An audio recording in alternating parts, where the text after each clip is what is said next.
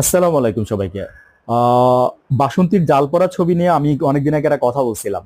তো এই বাসন্তীর জাল পড়া ছবিটা যিনি তুলছে, এটা হচ্ছে আপনার 74 সালে যখন দুর্ভিক্ষ হয়। হ্যাঁ, 71 সালে তো মুক্তিযুদ্ধ হয়, 74 সালে তারপর দুর্ভিক্ষ হয়। ওই দুর্ভিক্ষের সময়ে আপনার মানে আপনার মানুষ খেতে পারতো না, কাপড় তো পরের কথা। সেজন্য আপনার বাসন্তী নামে একজন মহিলা, মানে আপনার তার সম্ভ্রম ঢাকার জন্য আপনার জাল দিয়ে তার মানে সারা শরীর ঢাকছে। তো এরকম একটা ছবি একজন আর্টিস্ট আঁকছে, তার নামটা আমার ঠিক এখন মনে পড়তেছে না। তাকে মেরে ফেলা হয়েছে পরে।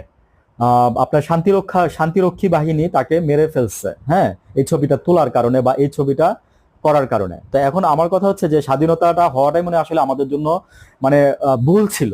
স্বাধীন হওয়াটাই দেশটা আমাদের জন্য ভুল ছিল, কারণ স্বাধীনতার পক্ষে একটা শক্তি দাঁড়াই গেছে আর স্বাধীনতার বিপক্ষে একটা শক্তি, মানে এই বিশ্লেষণগুলো পক্ষ বিপক্ষটা করছেই হচ্ছে আওয়ামী লীগ। আওয়ামী লীগ নিজেদেরকে তারা স্বাধীনতার পক্ষের শক্তি দাবি করে, আর জামাত হচ্ছে স্বাধীনতার বিপক্ষের শক্তি। কিভাবে আমি তো আপনাকে একটু বলি। আসলে এগুলো আমরা ছোটবেলায় জানতাম না, এখন জানি বলে একটু কথা বলতেছি বা মানে বলা উচিত। আমার মনে হয় নেক্সট জেনারেশন এই জিনিসগুলো ভালোভাবে জানে না।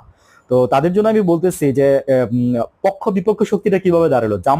জামাত ইসলামী তখন চাইছিল যে মানে একটা মানে পাকিস্তান তো মুসলিম ছিল, তো চাইছিল যে মুসলিম একটা রাষ্ট্র না, মানে দুইটা ভাগ না হোক।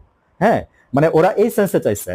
আর মুক্তিযুদ্ধ করে তখন আওয়ামী লীগ বলছে যে না, মানে আমরা স্বাধীন দেশ চাই। ঠিক আছে, স্বাধীন দেশের নমুনা তো আজকে আমরা 53 বছরের রেজাল্ট পাইলাম। সেদিন এই যে ডাক্তার শফিকুর রহমানও বলছে যে আজকে তো 54 বছরে আপনারা কি পাইলেন, দেখলেন তো যে এই যে আমার কথাগুলো যে ঠিক আমাদের জামাত যখন সেই সিদ্ধান্তটা যখন নিছিল তখন ঠিক ছিল। আমি সেই প্রসঙ্গে যাচ্ছি না, ঠিক ব্যাঠিক, কিন্তু আমার মনে হয় যে স্বাধীনতা হওয়াটাই মনে হয় আমাদের জন্য একটা পাপ ছিল ভাই।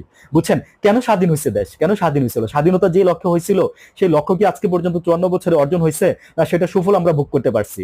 দেখেন, আজকে বিএনপির সাথে মত মিলে না বাংলাদেশের মানুষের, আওয়ামী লীগের সাথে মত মিলে না, ঠিক আছে, সাধারণ মানুষের, এনসিপির সাথে মত মিলে বা মিলে না, হোয়াটএভার। তারপর এনসিপিও যা করতেছে, হ্যাঁ, ওদের মধ্যে মনে করে যে দুর্নীতি ঢুকে গেছে, তারপরে মনে করে যে ওরা চাঁদাবাজি করতেছে, তারপরে ওরা আবার বলতেছে যে এগুলা এগুলা মানে কি যেন বলে, কোনো কিছু হইলেই ভাই মনে করেন যে ওটা গা সারা দায় সারা অন্যের গাড়ি দিতে পারলে মনে করেন যে সবকিছু শেষ হয়ে যায়, তাই না?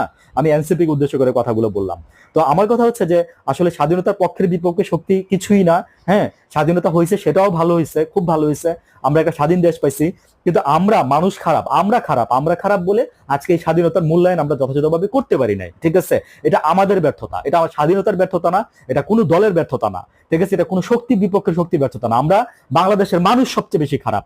কেন খারাপ বলতেছি? যার যার স্বার্থ থেকে আমরা একচুল লড়ি না, একচুল ছাড় দিই না। ঠিক আছে, এর জন্য আমরা খুনাখুনি করি, মারামারি করি, আমরা নিজেদেরকে শেষ করে দেই। ঠিক আছে, এর জন্য আমাদের এই জাতিটা কখনো ঘুরে দাঁড়াইতেও পারবে না। ভালো থাকবেন সবাই।